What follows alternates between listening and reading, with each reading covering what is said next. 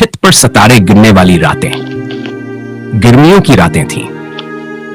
बिजली अक्सर चली जाती और हमारा पुराना सा सहन धीरे धीरे अंधेरे में डूब जाता।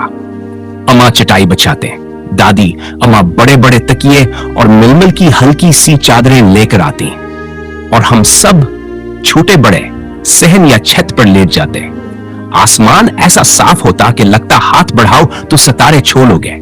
चांद की दूधिया रोशनी में दीवारें चमकती थीं और ठंडी ठंडी हवा बदन को सहलाती रहती। हम बहन भाई लेटे लेटे दादी उमा से कहानियां सुनते। एक था बादशाह, एक थी रानी, या चांदनी रातों में परियां जमीन पर उतरती हैं। कहानियां सुनते सुनते हम सितारे गिनते, 1 2 3 20 50। फिर कोई हंसते हुए कहता, देखो वो टूटता तारा। हम सब हाथ जोड़कर चुपके से दिल में कोई दुआ मांगते। छोटी छोटी ख्वाहिशें, नन्ही सी खुशियां। किसी को नया बस्ता चाहिए होता, किसी को नीली ज्योति और किसी को बस अम्मा की गोद में ज्यादा वक्त चाहिए होता।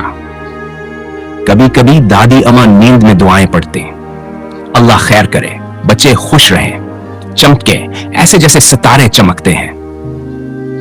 आस्ता आस्ता सबके सांसों की आवाजें मुधम हो जाते हैं और आसमान पर सितारे भी जैसे और करीब आ जाते।